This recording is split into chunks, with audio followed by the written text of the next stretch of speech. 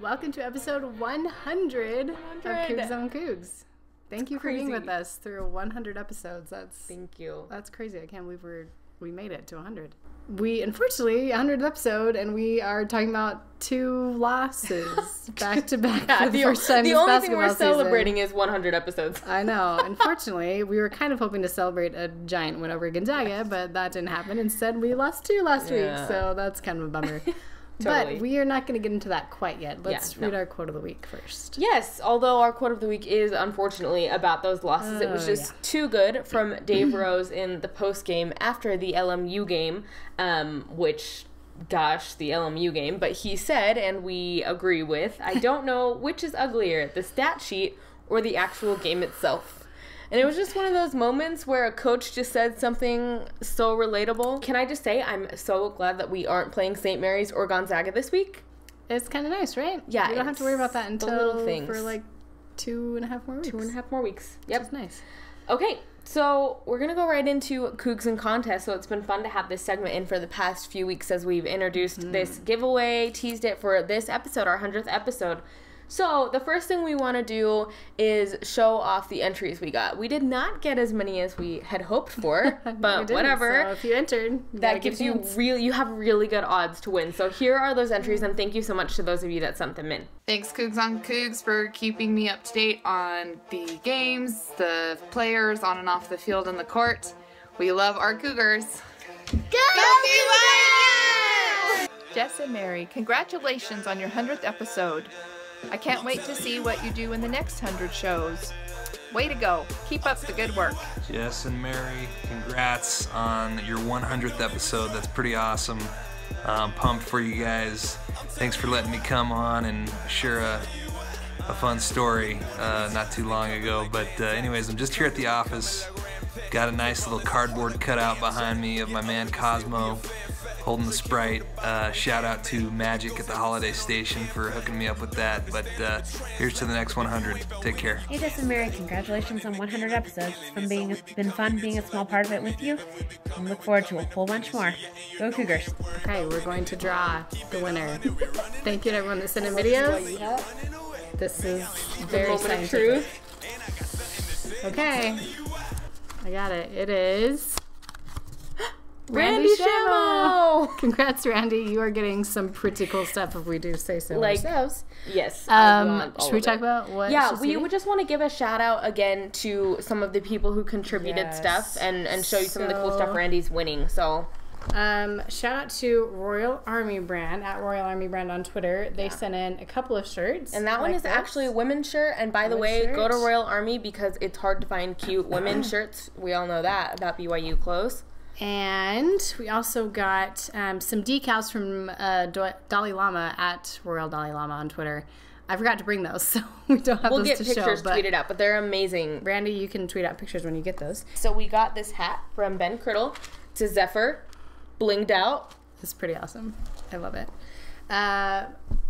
Aubrey Reeves at BYU Basketball sent us some stuff. So she sent us some shirts, so you'll get a shirt. Official BYU Basketball shirts and signed photos. Signed photo of Elijah Bryant. And, if I can get it out, signed photo of Dave Rose. Love that with a metallic silver marker, too. Those are pretty cool. And probably our favorite part of this prize package, Boney Fuller t-shirts, which also we noticed the little Boney on the back. Pretty awesome. And yeah, you can't really buy those, so... No, they're very special. Yeah, we'll also give you our signed Kalani Sitake cup, and we have a bunch of other little trinkets that we're throwing in the package. So, Randy, congratulations. Thank you to everyone who entered. You guys are awesome, and thanks for celebrating with us. Okay, the Cougars played back-to-back road games this week, and they both ended poorly. Did not go well. Sadly. So Thursday night, BYU lost to LMU 76-69. Yeah, that would be bottom dweller of the conference. Sub LMU, 200. Unfortunately. And then went to Spokane and could not quite make it 4 in a row. They might have had a couple chances, but ultimately Gonzaga came out on top 68-60. So, where do we start with this? Should we start with what went wrong? Yes, and it's easier to start with what went wrong for these. I think it's funny. I think for both of us, for what went wrong and what went right, we kind of stuck with the Gonzaga game and are preferring to act like the LMU game didn't happen because there was nothing good from it. It was all bad, and it was just unbelievable. And we're not going to dwell on this too much, but can I just say, I really thought, I know that BYU basketball has a reputation of dropping some of these games that there is no excuse for them to be dropping, and I was a true believer that this team but it wasn't gonna would happen. not do that. And then they went and I feel a little personally betrayed, first of all. But I mean, before we get into what went wrong, like, is there a straightforward answer on why we do this? Gonzaga and St. Mary's do not do this. Why do we do it? We are still young. Yeah, okay. All right. That's honestly still what it comes down to for me. I hope so. When you have to rely on guys that are underclassmen, I mean, you know this, you're a Duke fan. Yes. That doesn't always work out very well. No. If you need consistency, especially when it comes to beating those teams that are especially going to get hyped for you and going on the road into other people's gyms and winning, yeah, I feel like you have to have upperclassmen, senior, junior, who can just stay the course. And this is still where your transfers like Jordan Chapman or like Eric Mika leaving early, where it kind of hurts you because you lose some of that experience. So the reliability. Unfortunately, we're still in there. Hopefully by next year. So that's what I'm saying. So next year we have no excuses, right? Yes, absolutely. Okay. 100%. All right. It's going on record right now. So Coach Tyler, what went wrong for you this past week? All right. For me, it was the turnovers, but more specifically the points scored off of turnovers. Yeah, turnovers are fine as long as nothing happens, right? Yeah. Well, we never like turnovers. Well, theoretically. I want to share this quote, or this tweet, I should say, from Greg Wrubell. In his lovely stats, he figures out, he says, until this week, BYU had not lost a game when out shooting the opposition, but unfortunately in these two games, turnovers were decisive. So BYU had 28 turnovers, and LMU/Gonzaga combined for 14, combined in those two games. And points off of turnovers, BYU had 18 in those two games, and LMU and Gonzaga had 38. That's a 20-point swing in games where the difference was 7 points and 8 points. I think that stat really speaks for itself. That's rough. Coach Blanchard, what about you? For me, I had a couple things, gosh. But first of all, I wanted to say, insult to injury, not only were we turning the ball over like fiends, our bench was not producing anything at all. And when I say anything at all, I mean it. Goose egg. Literally nothing. So in the Gonzaga game, 22-0 bench points, if you can believe it. So it's hard to win a game like that. Curse Gonzaga and their deep bench. bench. Oh my gosh. Every year. That we hate. Yes, they are so good. But we got to have someone do something. Another stat we saw Greg tweet out is that in the first 12 games, bench was scoring 21, I think, averaging 21. And then in the last 12 games, past 12 games, they've only have been scoring 11. So it's slashed in half for some reason. I don't necessarily know what that reason is, but whatever it is, we need to figure it out. Smaller rotation, I would guess. Smaller rotation and tougher opponents in conference. Yeah, but if we could count on any type of offense from the bench, that'd be great. My other quick thing, this tweet comes from Will Maupin, who is a WCC insider. He tweeted out, I thought this was very interesting. So Elijah was basically a non-factor in the Gonzaga game. Credit to their defense, also credit to the LMU dude who gave him a concussion, but you know, whatever. But he said BYU's Elijah Bryant, so 4 points, season low, and Yole Childs, who had 14 points, which is actually low for him, combined for 18 points tonight against Gonzaga. It's the lowest combined total for those two for Elijah Bryant all season. The previous low was 23. Not great. No, unfortunately. What went right? Well, I was going to say what went wrong? My other thing of what went wrong, which if you read the Q&A that Mary did, one of the things that Gonzaga pointed out, their site, what is it, Slipper Still Fits? Slipper Still Fits, yeah. Peter pointed out that Gonzaga was going to need to get those offensive rebounds and second chance points. And unfortunately, that's exactly what happened in that game. It was extremely frustrating. He totally nailed it. They got a lot of offensive rebounds. I think they ended up with like 4 or 5 more than we did. They had 11 offensive rebounds. We had 7. And those 11 offensive rebounds, they got a lot of points off of those. We had our watch party. What we were either celebrated or despaired over most, I feel like, was rebounds. There was huge collective sighs whenever Gonzaga got all those offensive rebounds. So it just really frustrating. You knew that was going to come back to bite you. You needed more people rebounding. What went right? What went right? Sure. For me, it was in that Gonzaga game, Luke Worthington, who had a career high, which, if you're going to have a career high in a season, make it against number 14 Gonzaga. Amen. Hey, in my end of the Q&A, Peter asked me why we have success in Spokane, and I said because of unlikely heroes. So we had one piece of our puzzle. There you go. But not the other piece. Unfortunately, the likely heroes maybe weren't quite as heroic. But Luke was great. Luke was great. 6 of 8 from the field, 4 of 6 from the line, 3 rebounds, 16 points. Career high. We needed that. So he was our second leading scorer behind TJ Haws, of all people. For me, I really had a hard time coming up with something. But when I looked at the stats, this game was not bad. Especially, and maybe I had a low bar compared to the LMU game, which was just a hot mess. We were there, except for Elijah, and I do excuse him because of his head injury. Yeah, to be fair, even without Elijah playing that well, we still had it tied. We were in it. Yeah, I think it was a pretty clean game. I was pleased that we only sent Gonzaga to the line 12 times. I know Coach Rose wasn't pleased with the refs after the game, and are we ever pleased with WCC refs? Not really, but I will take sending Gonzaga to the line just 12 times. I feel like that's relatively low compared to what it could have been. It did hold them to less than 30% from 3, which would have maybe mattered if we could have managed to shoot more than 15% from 3. And even though some of those threes from the corner early. Killer. By the way, this is what went right, so never mind. Take it back. Yeah. So, I mean, but you know what I'm trying to say. I mean, I hate to be that person that's saying it could have been worse, but honestly, it could have been. And we hung in there with them and...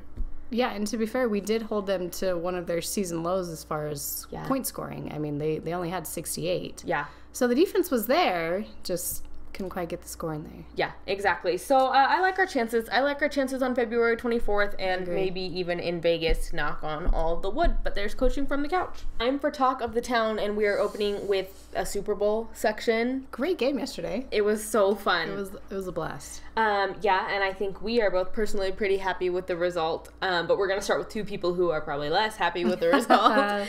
So this was really cool. This is from Blair Bryson, who was apparently in Minnesota. He said, had the chance to see a couple of our BYU football greats today in Minneapolis. And there he is with Harvey, and there he is with Kyle Van Noy. So really great, especially to see Harvey out there with the team. I know, it's nice. I'm excited to see him hopefully healthy and back with the team next season. But, yes. But Kyle Van Noy played great, actually. He did. For not winning, unfortunately. But some good plays. If you're not a Patriots fan, all you can hope for is that Kyle Van Noy has a good game and the Eagles win, and that's what happened. So I was happy. There you go. Jax Mooney, of course, tweeted out this. Classic, Corbin Kaufusi is sporting his dad Steve Kaufusi's Philly gear that he wore during his years with the Eagles. So the shorts are pretty amazing. They are. Zach Celius probably wants those. I'm sure he does. But yeah, Eagles, Steve Kaufusi on the back, number 94. I either didn't know or forgot that he had played for them in 88 to 90. There you go. Pretty cool. So, yeah, we had a few Eagles connections, and obviously everyone knows about this one. Ty Detmer was the quarterback for the Eagles for a while, so Callie Detmer tweeted out, "Let's go Eagles," and it looks like she's wearing his actual jersey. Yeah, it looks pretty good. And then also, this was, who is this, Kai? I don't know how to say your Twitter handle. We'll put it up. But Reno quote tweeted it, though. There you go. So he said, congrats to Reno. Because Reno played for the Eagles back in the day, so here he is. He did, and I think that this game was when I think Reno played for a Super Bowl with the Eagles and lost because the Eagles never won a Super Bowl, and so Reno quote tweeted this and said that he can now stop being angry, let go of that. Over the loss from 13 years ago. Be happy. I love that picture though. Okay, so moving away from the Super Bowl to some exciting football news. Wide receiver Gunnar Romney confirmed on ESPN 960 Sports yesterday that he is going to sign with BYU and play right away, so we don't have to wait. We just wanted to mention signing day coming up on Wednesday, so this is one of our more exciting gets, but keep your eye on that news because it'll all start flowing in here pretty soon. We'll talk a little bit about it next week, I'm sure, but thank you, Gunnar, for signing because we need more wide receivers. Yes, please.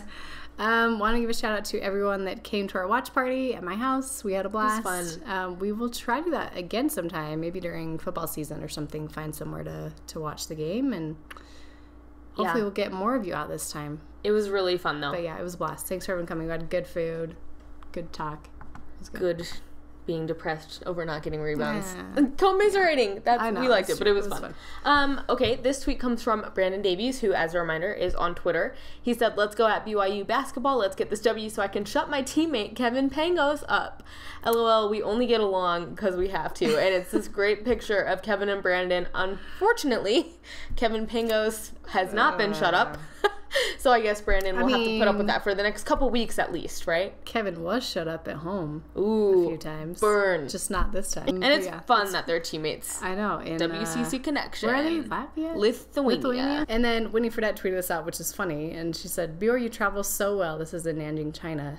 And there's Jimmer with a bunch of BYU fans in China. It's really impressive. It really is. It's pretty great. I love it. We all love Jimmer. China loves Jimmer, but we loved him first. Always and forever. Okay, so that is what we've got for Talk of the Town. So as for what is next, first off, Thursday, 9 p.m., late game, BYU versus Santa Clara. So that will be at the Marriott Center, and it will be on ESPNU if you can't make it. $1 ice cream. Oh yeah, they're trying to bribe people to come, but I'm going. I don't need a bribe. I was going anyway, but I'll take $1 ice cream. Exactly. BYU versus San Francisco is on Saturday at 2 p.m. So that will be on BYU TV. Strange afternoon game. Or on the AT&T Sports Network Rocky Mountain. Such a mouthful every time. Every time. So wear white if you're going to that. If not, watch it on BYU TV, and hopefully we'll get 2 wins this week. Definitely do not want to be on a losing streak anymore. It'll be nice to be home at least. So yeah, it'll be good. As for our sponsors this week, our first one is This Is Us. Not because it's super sad, not because either of us actually watch it, because we don't, but because they gave Kyle Van Noy some screen time in that I guess they were playing some stuff from the Super Bowl, and they played the play early on when he had a tackle. Also brought to you by Behind the Mic with Greg Rubel, who did an interview with our favorite, Chase Fisher. Thank you. Shout out to Married People Who Admire Chase Fisher Club. If you Always haven't listened to strong. it, go back and listen. He had some great gems, as he always does, and it's always great to hear his accent. So may you always stay loyal to the white and blue. For Jess, I'm Mary. We'll see you next week.